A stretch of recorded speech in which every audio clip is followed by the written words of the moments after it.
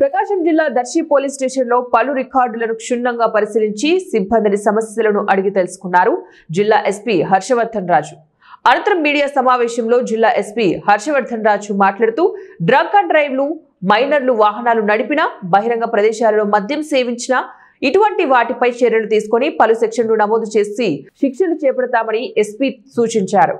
ఈ సందర్భంగా దర్శి పట్టణంలో ట్రాఫిక్ సమస్య త్వరలో తీరుస్తామని, ఎవరైనా అవాంఛనీయ సంఘటనలకు పాల్పడితే కఠిన చర్యలు చేపట్టి జైలుకు పంపిస్తామని తెలిపారు. పోలీస్ స్టేషన్లో సిబ్బంది సమయానికి విధులకు హాజరై ప్రజల సమస్యలు పరిష్కరించాలని ఎస్పీ సూచించారు.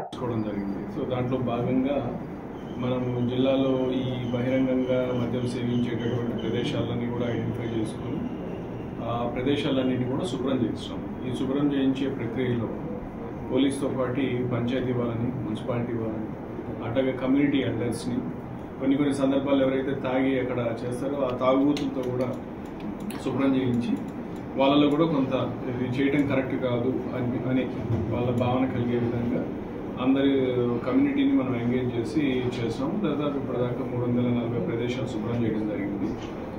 దీనివల్ల మనకు ఈ డైల్ 100 కావచ్చు, 112కి తాగి గొడవ చేస్తున్నటువంటి కాల్స్ కొంతవరకు తగ్గాయి. యాక్చువల్లీ బాగానే తగ్గాయని చెప్పుకోవచ్చు. సో రానున్న రోజుల్లో కూడా దీన్ని ఈ విధంగా కంటిన్యూ చేస్తే డెఫినెట్గా మనకు న్యూసెన్స్ రిలేటెడ్ ఇష్యూస్ తగ్గుతాయి. ఎందుకంటే చాలా సందర్భాల్లో మన బాడీ అఫెన్సెస్, కొట్టుకోవడాలు కానీ, ఒకరినొకరు పొడుచుకోవడాలు కానీ, ఇవన్నీ చాలా వరకు మనకు ఇలాంటి ప్రదేశాల్లో జరుగుతాయి. తాగి మాట అనుకుని టక్కనే అది ఇది బాటిల్ తీసుకుని ఎవరు ఉండరు చుట్టూ, టక్కన కొట్టడం చేయడం చేస్తుంటారు. కాబట్టి మనం ఈ విధంగా చేయడం వల్ల చాలా వరకు మనకు అటువంటి అఫెన్సెస్ని ప్రివెంట్ చేసే అవకాశం కూడా ఉంటుంది. సో అందుకోసం అని చెప్పి మనం చేస్తాము.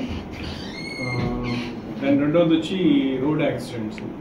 ఈ మధ్యకాలంలో రోడ్ యాక్సిడెంట్స్ చాలా రిపోర్ట్ అవుతున్నాయి. మనకు హైవేస్ మంచిగా అవుతున్నాయి, రోడ్స్ బాగా వస్తున్నాయి, కానీ ప్రజలకి వాళ్ళ రోడ్స్ మీద ఎలా వెళ్ళాలా ఆ జాగ్రత్త లేకపోవడం, అవగాహన లేకపోవడం, చెప్పినా కూడా లెక్కలేకపోవడం, వాళ్ళలో కూడా కొంత బాధ్యత లేకపోవడం, ఇట్లా పలు కారణాల వల్ల చాలా యాక్సిడెంట్స్ అవుతున్నాయి. సో ఈ సందర్భంగా మీ ద్వారా ప్రజలందరికీ నేను విజ్ఞప్తి చేసేది ఏంటంటే, దయచేసి నిబంధనలు పాటించండి, సూచనలు పాటించండి, మీకు మీరు బాధ్యతగా తీసుకోవాల్సిన జాగ్రత్తలు తీసుకోండి. ప్రాణం ఎంతో విలువైనది. మీకోసం ఒక కుటుంబం అనేది మీ మీద ఆధారపడి ఉంటుంది. కాబట్టి అది మనం గుర్తుంచుకొని మనం జాగ్రత్తగా ఉంటే ఎదుటివాడు కూడా కొంత వాళ్ళలో కూడా అటువంటి మార్పు వచ్చే అవకాశం ఉంది. అందరం కలిసి ఒక డిసిప్లిన్గా పోతే తప్పితే దీనికి సొల్యూషన్ ఏది ఉండదు. మా సైడ్ నుంచి మేము అవేర్నెస్ క్రియేట్ చేయడం, బుషెస్ క్లియర్ చేయించడం, చలాన్స్ ఇంపోజ్ చేయడం, ఇట్లా ఎన్ని కార్యక్రమాలు చేసినా ప్రజల్లో మార్పు, ప్రజల్లో ఇది రానంత వరకు కూడా దీనికి కంప్లీట్గా పరిష్కారం వస్తుందని నేను అనుకోను. కాబట్టి దయచేసి అందరూ కూడా హెల్మెట్స్ వేసుకోవడం, కొంత డ్రైవ్ చేసేటప్పుడు అట్లీస్ట్ సెల్ ఫోన్స్ అవి ఇవి చేస్తా డ్రైవింగ్ చేయకుండా, డ్రైవ్ చేసేటప్పుడు రోడ్డు మీదకి ఎంతనో అటు ఇటు వాహనాలు వస్తున్నాయి లేదని కొంచెం చిన్న జాగ్రత్తలు తీసుకుని ఒక్క నిమిషం ఆగినా చాలా ఇబ్బంది లేదు. మనం ఏ రోజు అసలు ఒక నిమిషం కూడా మనకు లేదన్నట్టుగా మనం ప్రవర్తిస్తాం. అట్లేం లేదు, అంత టైం ఉంటుంది. ఒక్క నిమిషం ఆగి అటు ఇటు చూసుకొని పోయినప్పుడు చాలా యాక్సిడెంట్స్ మనకు ఒక్క నిమిషంతో మనకు 10